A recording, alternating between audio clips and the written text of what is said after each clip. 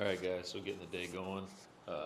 Just worked out this morning and marked my patient, taking the stairs, go to the OR, and first case is going to be a breast reduction.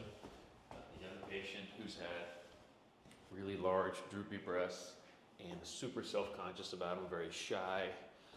Been thinking about this for a long time. Mother finally kind of encouraged her to come in, so we're going to get that taken care of for her.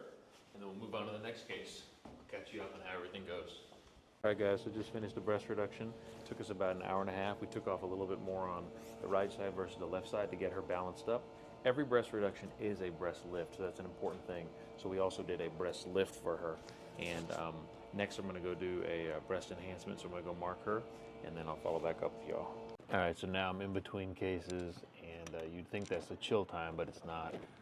Usually now I'm going to go see somebody else in clinic. I'm going to meet with some of our managers and talk about some other issues and optimizing kind of some workflows, and then talk to some of my other colleagues here, and then start the next case, and then go again. All right, so I just finished marking my third case, and I'm sitting here with LG, who's our OR director right here, and she always keeps things kind of in check. How many cases we have today? We have Like 9? I believe it is 9. What's like the biggest number we'll do in a day? 12. 12. And then how about number of ORs that we'll run? So we are close to opening up 4 at one Yeah. time. Actually, this month is going to be 4. So in those situations, we could do up to 5 to 20 cases a day. But sometimes it's not about the case number, it's just about operating all day long, right? Correct. It comes down to the time. Because some of our cases are, how long are the longest cases? Typically, you can do 4 to 5 hour cases. Yeah. So in that case, we would have less cases, but still operating the same amount of time. Yep. And the nice thing is we can do those big cases, but we can keep them overnight here. Mm-hmm. And we have our really nice suites here where people can stay and they can close the doors. So we can. How many can we do overnight now? We can do 4. With their own private suite, again with the closed doors. There's TVs in there. We make sure they're comfortable all night long. There's a 2-to-1 nurse ratio at night, so that they have VIP excellent care all night. Mm-hmm. And our patients seem to do really, really well overnight. It actually helps jumpstart their recovery. They get fluids and pain medicines throughout the night. And so it kind of gets them started in that recovery ahead, make sure they have all their discharge instructions for the next day, and then the surgeon comes in and sees them in the morning before they leave as well. And a lot of times it's, a lot of surgeons will let people go home, and there's nothing wrong with that. We're not saying that that's, not the standard of care, but we do this because every once in a while, we have a little issue and we can see it, we can take care of it, and we avoid the problem of an emergency while they're at home and having to come back in. So it's something that we really stand by and going above and beyond for post-op care. All right, walking into the room, making sure it's ready. Ladies and gentlemen, are we ready? Yes, sir. All right, this is Jenna right over here. She is our circulator nurse, and over here is Hyro. Hyro is our scrub, and he's the one who makes sure we're all good here in the OR. And so we're getting ready. Room's all ready. Room's getting warmed up. All the anesthesia equipment's there. Here's our surgical equipment right here. If you look down, you can see kind of this surgical equipment right here, all behind me. And those are all maintained in a very sterile environment. So it's quite an operation to have an operation. Come close to me because it follows my face. Am I patient or impatient? Very impatient. Is that a good thing or a bad thing? It's terrible. But meaning I want to get a case done and get the patients taken care of. You want to be efficient, yeah. for sure. Efficiency Yeah. is your policy, But for sure. patience is not. No, but I like my patients. Yes. he likes I don't patience. have patience, but I like my patients. Correct. Yeah. I like it. So in between cases, I'm going to run down to the clinic and make sure nothing's going on there. And my team there doesn't need any thoughts or recommendations. A lot of times I'll go down there and check in with our patient care coordinators, ask them how our clinic went the other day, if a patient's scheduled, or if any of the patients had any questions. Because a lot of times when you see a patient, you can't, and that patient can't just get all their answers in one session. So they may need to call back, they may need to come back. Sometimes they need to come back several times. And at the end of the day, we kind of prefer that because, that patient's going to be better prepared and we can avoid any unplanned mishaps or misses. And so knowing what they want is the most important piece of the puzzle. Let me find one of my keys. I got so many of these stupid key fobs, I don't know which one works. All right, here we go. All right, so we're walking up in clinic. See where the ladies are. A little quiet in here, a little eerily quiet.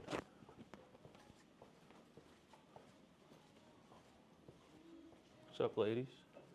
Any work going on here? Yeah. Who's in clinic today? This is Dr. Evelyn. Baker. This is Evelyn right here, hanging out. How's things going? Good. Yeah? Yeah. One of your patients called from yesterday and scheduled. Ooh, awesome. That's exciting. It is. Oh, she's a sweetie. Mhm. Cool. All right. Keep in business. Oh, what's happening? You need me? Who's that? Who's that? Who's that? Who's this?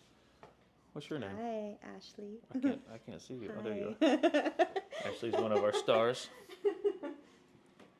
Alexis, how are we doing? Dr. Baker is scheduled. Oh, yeah. Rainmaker. There's Alexis right here. One of our absolute best. Hey.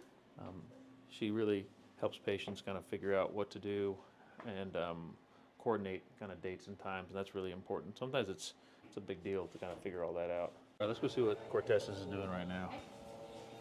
Blades, I have 1, 2, and 3. What's up, team? What you guys doing in here? Hey, G-Money, A little circumferential? upper circumferential.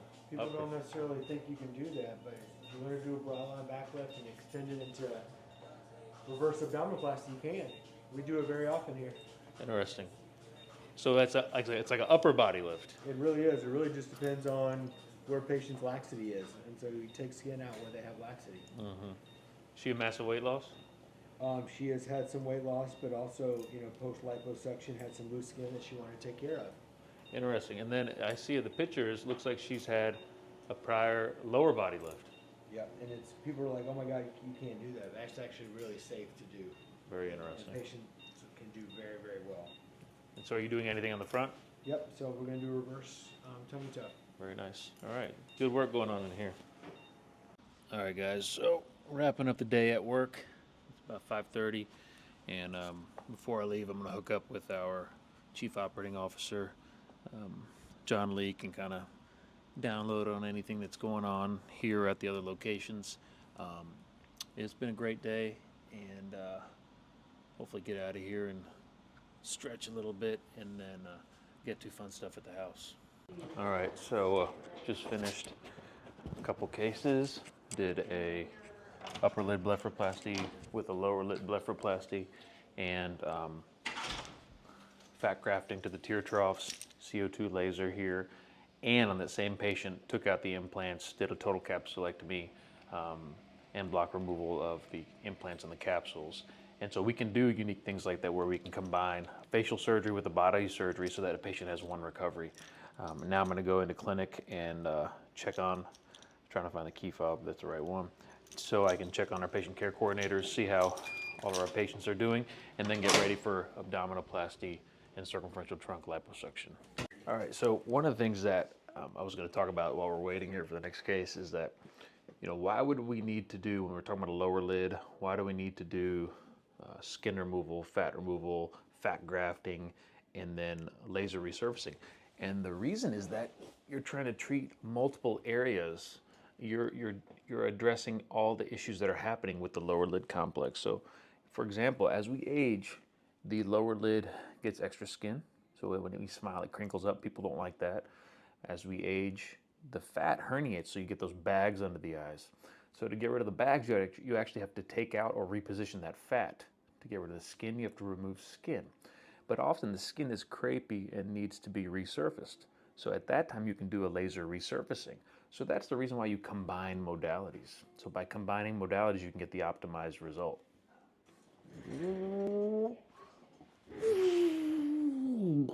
All right, guys. I'm doing the second half of my last case. In this case, I'm going to doing the abdominoplasty, aka tummy tuck. Before we actually did her hip rolls, we flipped her over and removed her hip rolls, which is like the muffin top area. And now we're going to do her tummy tuck. All right, my day is all done. I did last case was a little otoplasty where I had to revise it and adjust the ear position a little bit. And now I'm about to leave, but we do have some top secret stuff going on right now. with some of our partners at Elicor, the parent company side Trellis, about some interesting developments. We have our fun, extraordinary people here. This is our research coordinator. Introduce yourself. I'm Cyclasia. I am the clinical research coordinator. Jill Edgecombe. Edgecombe. But we're going to do some amazing stuff with them, and it's one of the nice things about being at our institution is trying to be on the cutting edge. We do, I think the numbers are that we did more Elicor cases than anybody recently, and it's been a nice tool to add to our practice to help people treat, laxity and things like skin texture in places that normally didn't have any options. All right, guys, so it's Thursday. I'm just rolling up into clinic in South Park. Clinic means that I'm going to see patients today, pre-ops, post-ops, people for small procedures like injectables, maybe tiny little local procedures, and we're going to rock it out. I usually see anywhere from 40 to 60 patients a day.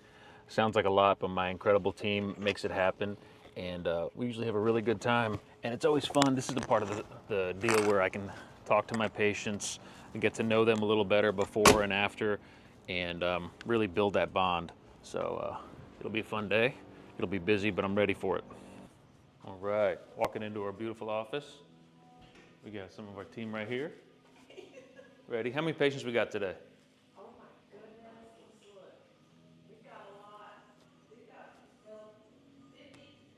So 50 patients today. But we're going to make it go well and make them all feel like they're super important, because they are. There's a little fun waterfall. Kind of like that sound. Ladies, ready to get after it? More ready. Here's some of the all-star crew. They look like they're very energized. All right, guys, wrapping up the day. We saw all of our consults and saw a lot of happy patients post-op and new patients. Guys, they killed it. Good job. Woo. All right, let's go chat with the coordinators to see if people scheduled. How was clinic today? Always great. Yeah? Yeah. Everybody was happy? Super happy. People scheduled? Always. Jordan, they scheduled? How was clinic? Great. Yeah? Did we connect? Happy We patients? do every time. Yeah. Were there any crazy people? Always. No, none. They're all awesome. They're amazing. Awesome. All right, guys. So it's Friday. Finishing up the week. Going to be operating all day. Got about 5 cases, and going to get it done. A lot of breast cases today, and it's going to be good. I'm just trying to think about how many things we've done this week. I've seen probably about, including the operations, probably about 120 patients. So this is kind of a normal week, and super fun. Next week we got spring break, so I actually get a week off, which is a rarity for me. But all right, we'll get this day going. Catch you up in a minute. All right, so just waiting for a case to go mark my patient. She just got here, and I'm hanging out in LG's office, our operating room director. She's amazing, but I always steal this office and hang out, so hopefully she's not upset. But so my first case, I'm gonna do an implant exchange for a lady who wants to be larger. The second case, I'm doing a breast reduction, and then the last case, doing a total capsulectomy and block removal of an implant and a breast lift, and then after that, a secondary